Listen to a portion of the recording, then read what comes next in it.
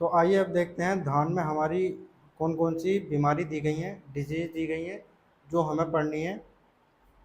हमारे सिलेबस में धान में 7 डिजीज़ दी गई हैं, 7 बीमारी हमें पढ़नी है। पहली है ब्लास्ट ब्लास्ट डिजीज़, दूसरी है ब्राउन लीफ स्पॉट, तीसरी है बैक्टीरियल ब्लाइट, चौथी है सीड ब्लाइट, फॉल्स स्मट, खैरा, टुंगरो वायरस। जो ब्लास्ट डिजीज़ है उसे हिंदी में प्रदवंश, विस्फोटक, सहसामारी रोग, और जो ब्राउन लीफ स्पॉट है उसे भूरा पत्ती धब्बा रोग कहते हैं, और जो बैक्टीरियल ब्लाइट है उसे जीवाणु पर्ण अंगमारी रोग कहते हैं। शीत ब्लाइट को पर्ण छेदक अंगमारी रोग कहते हैं, और फॉल्स स्मट को आभासी कंड रोग कहते हैं। खैरा को खैराई कहते हैं। टुंगरो विषाणु रोग ये वायरस के द्वारा होता है। तो आइए अब हम देखते हैं अपनी ब्लास्ट डिजीज़ को, इसके सिम्टम, एटियोलॉजी और डिजीज़ साइकिल और मैनेजमेंट को पढ़ते हैं। तो अब राइस की हम फर्स्ट डिजीज़ देखते हैं, राइस ब्लास्ट डिजीज़, जिसका कोजल ऑर्गेनिज्म है मैग्नापोर्थी ओराइजा या पायरिकुलेरिया ओराइजा। पायरिकुलेरिया ओराइजा, दोनों में से कोई सा भी हम एग्जाम में लिख सकते हैं, दोनों ही सही है। ये सेक्सुअल फॉर्म में आता है। तो इसके सिम्टम्स के देखते हैं कौन कौन से सिम्टम्स हैं। इसके सिम्टम्स 3 स्टेज में आते हैं।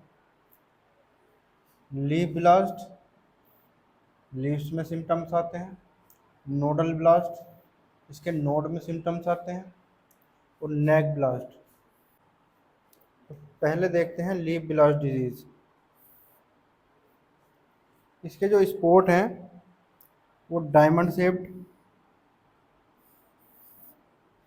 बोट शेप्ड, आई शेप्ड के होते हैं, जैसा डायग्राम में है। ये बोट शेप्ड और आई शेप्ड, ये लीव्स के ऊपर आते हैं। इनका कलर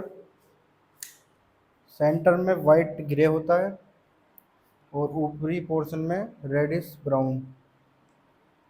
ये जो सेंटर है इसमें वाइट ग्रे होता है, सफ़ेद, और सेंटर के ऊपरी पोर्शन में रेडिश ब्राउन कलर, लाल सा और कत्थई सा कलर हमें देखने को मिलता है स्पॉट में। जब कंडीशन फेवर में आती है पैथोजन के, तो लीजन में भी इंक्रीज, जो इसके स्पॉट हैं वो बड़े होने लगते हैं, और increase number of spot and cover all leaves and kill entire leaves. Spot number में बढ़ने लगते हैं और लीव्स को कवर कर लेते हैं, और बाद में ड्राई होकर लीव्स मर जाती है। लीफ ब्लास्ट डिजीज़ के यही सिम्टम्स हैं, आपको इतने ही पढ़ने हैं, ज़्यादा डिटेल में नहीं पढ़ना। अभी हमें नोडल ब्लास्ट और नेक ब्लास्ट के सिम्टम्स और पढ़ने हैं। तो अब देखते हैं हम nodal blast disease. Nodal blast disease में जो इन्फेक्शन होता है वो जॉइंट ऑफ स्टेम, मतलब जो स्टेम का जॉइंट है, ये जैसे हमारा प्लांट है राइस का, इसमें ये स्टेम है, ये बीच में नोड्स हैं इसकी, ये लीव्स हैं। ये लीव्स में जो हमने पढ़ा था वो ब्लास्ट डिजीज़ पढ़ा था। ये ब्लास्ट डिजीज़ के सिम्टम हैं। अब जो सिम्टम्स आएंगे वो नोड्स में आएंगे, स्टेम की नोड्स में। ये नोड्स में यहाँ ब्राउन और ब्लैक कलर का डिस्कलरेशन आ जाता है, जिससे ये स्टेम यहाँ से सूखने लगती है जिससे ईल्ड में हमारी नुकसान आता है। तो आइए अब देखते हैं नेक ब्लास्ट डिजीज़ के सिम्टम्स। ये राइस ब्लास्ट डिजीज़ के ही सिम्टम्स हैं 3 प्रकार के। पहला leaf blast disease, nodal blast disease और नेक ब्लास्ट डिजीज़। तो आइए अब देखते हैं नेक ब्लास्ट डिजीज़ के सिम्टम्स। हम राइस ब्लास्ट डिजीज़ के सिम्टम्स पढ़ रहे हैं, जिसमें हम लीफ ब्लास्ट और नोडल ब्लास्ट के सिम्टम पढ़ चुके हैं। अब देखते हैं नेक ब्लास्ट डिजीज़। नेक ब्लास्ट डिजीज़ को नेक रोट और पेनिकल ब्लास्ट भी कहते हैं। Infection at joint of stem and panicle. जो इन्फेक्शन है वो स्टेम और पेनिकल के जॉइंट में होता है। ये हमारी पेनिकल है और ये हमारी स्टेम है। जो इन दोनों का जॉइंट है उसे हम नेक कहते हैं। यहाँ से पेनिकल स्टार्ट होती है। तो जब इस जॉइंट में इन्फेक्शन होता है तो उसे हम नेक ब्लास्ट डिजीज़ कहते हैं। और जब हमारी लीव्स में इस तरह के स्पॉट बनते हैं, लीव्स में इन्फेक्शन होता है, तो उसे हम लीफ ब्लास्ट डिजीज़ कहते हैं।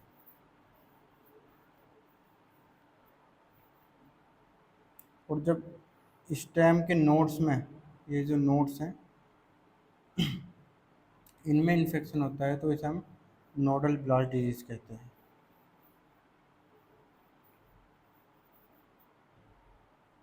ये 3 स्टेज जो हैं वो ब्लास्ट डिजीज़ की हैं। और हम नेक ब्लास्ट डिजीज़ के सिम्टम्स पढ़ रहे हैं। Most destructive symptoms of the disease. इस डिजीज़ से यील्ड में बहुत नुकसान होता है। सबसे ज़्यादा इसी डिजीज़ से हमें यील्ड में नुकसान होता है। इसमें 2 कंडीशन है। पहली, जब इन्फेक्शन ग्रेन फिलिंग से पहले आ जाता है तो पेनिकल इरेक्ट रहती है। पेनिकल हमारी, ये पेनिकल एकदम सीधी खड़ी है। तो अभी इसमें ग्रेन फिलिंग नहीं हुई है। जब ग्रेन फिलिंग से पहले इन्फेक्शन आता है तो हमारी पेनिकल सीधी खड़ी रहती है। सेकंड कंडीशन, जब ग्रेन फिलिंग के बाद इन्फेक्शन आता है तो हमारी जो पेनिकल है वो ड्रॉप्ड और ब्रेक डाउन, मतलब गिर जाती है यहाँ से, नेक से गिर जाती है, जिससे यील्ड में बहुत नुकसान होता है। तो ये सिम्टम्स हैं नेक ब्लास्ट डिजीज़ के। अब देखते हैं इनकी डिजीज़ साइकिल या इटियोलॉजी। हम पहले इटियोलॉजी पढ़ेंगे, उसके बाद डिजीज़ साइकिल पढ़ेंगे। तो आइए अब देखते हैं इटियोलॉजी। जो इसका कोजल ऑर्गेनिज्म है, जो इसका पैथोजन है, जिस पैथोजन के कारण हमारी डिजीज़ हो रही है, उसका नाम है मैग्ना फोर्टी ओराइजा या पायरिकुलेरिया ओराइजा। जो मैग्ना फोर्टी ओराइजा है ये इसकी परफेक्ट स्टेज है, और पायरिकुलेरिया ओराइजा जो है वो इसकी एसेक्सुअल स्टेज है। तो इसमें कन्फ्यूज़न नहीं होना है। एग्ज़ाम में अगर पूछता है कोजल ऑर्गेनिज्म के बारे में तो आप दोनों में से कोई सा भी लिख सकते हैं। तो अब इसके माइसीलियम के बारे में देखते हैं। जो इसका माइसीलियम है, जिसे हम कवक जाल भी कहते हैं, सेप्टेट एंड हाइलाइन। माइसीलियम, ये माइसीलियम है, ये सेप्टा प्रेजेंट है, और ये न्यूक्लियाई, और ये कोनोडियोस्पोर है, जिसमें कोनोडिया का फॉर्मेशन होता है। जो कोनोडियोस्पोर है वो सिंपल ग्रे कलर का है।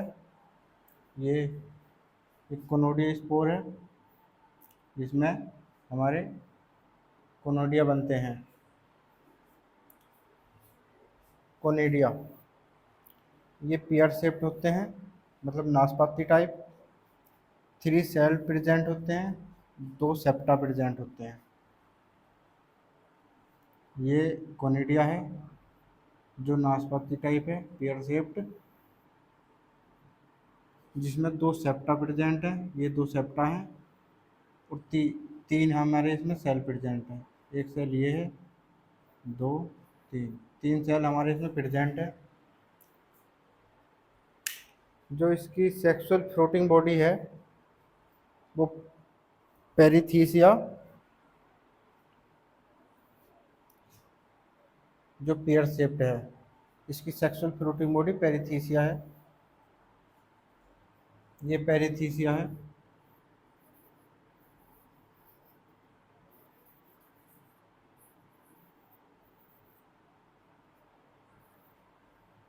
ये इसमें एसआई बनते हैं जो बाद में एस्कोस्पोर बनाते हैं, जो इन्फेक्शन करते हैं।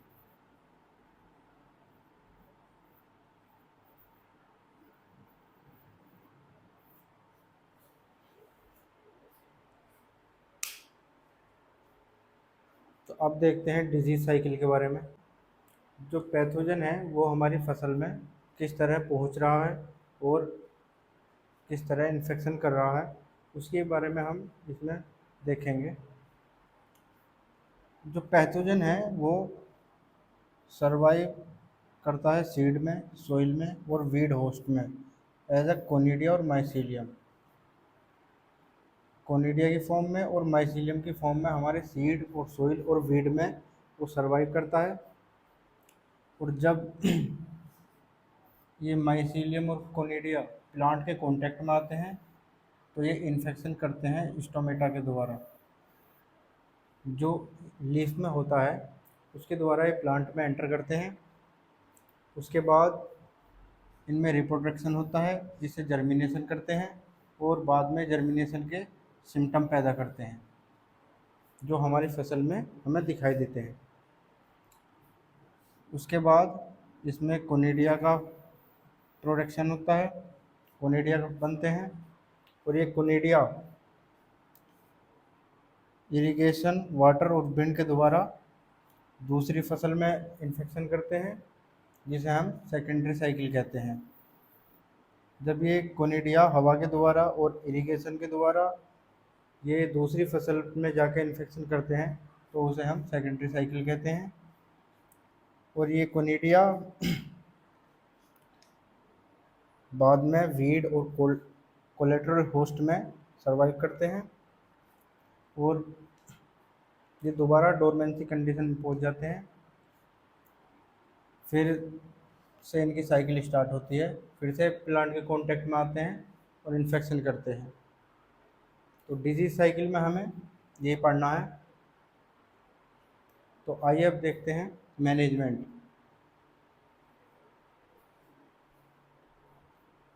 तो आइए अब देखते हैं मैनेजमेंट। जो ब्लास्ट डिजीज़ है उसका नियंत्रण। तो मैनेजमेंट में हमें we should adopt IDM, integrated disease management practice, ये हमेशा अपनानी चाहिए। Disease resistance variety, disease resistant variety grow करनी चाहिए, जैसे इंदिरा महेश्वरी, पूसा 205, पूसा NR 162, 168, IR 64, ये कुछ डिजीज़ रेजिस्टेंस वैरायटी हैं। फील्ड सैनिटेशन, फील्ड की साफ़ सफाई अच्छी होनी चाहिए जिसमें डिजीज़ का खतरा कम रहता है। Remove and destroy of weed host, weed host को ख़त्म करना और साफ़ करना, जो भी खरपतवार हैं उन्हें खेत में से साफ़ करके ख़त्म कर देना। डिजीज़ फ्री सीड, जो भी हम सीड ले रहे हैं वो डिजीज़ फ्री होना चाहिए। क्रॉप रोटेशन, फसल में हमेशा क्रॉप रोटेशन से ही उगानी चाहिए। बायोलॉजिकल मैनेजमेंट में देखते हैं seed treatment with pseudomonas fluorescens at 10 gram पर KG of seed. 10 gram pseudomonas 1 kilo seed के लिए ट्रीटमेंट के लिए यूज होता है। तो हमें बायोलॉजिकल में सूडोमोनास का यूज़ करना है सीड ट्रीटमेंट के लिए। अब देखते हैं केमिकल मैनेजमेंट में कौन से केमिकल से हमें इसमें सीड ट्रीटमेंट करना है। साइक्लोजोल एट 2 ग्राम पर KG of seed. Seed treatment करना है साइक्लोजोल 2 ग्राम पर केजी ऑफ सीड। सोइंग से पहले सीड ट्रीटमेंट करते हैं, जिससे डिजीज़ फ्री हो जाते हैं हमारे सीड और डिजीज़ का खतरा भी ख़त्म हो जाता है। स्प्रे ट्राईसाइक्लोजोल 300 ml पर लीटर के हिसाब से हम स्प्रे करते हैं।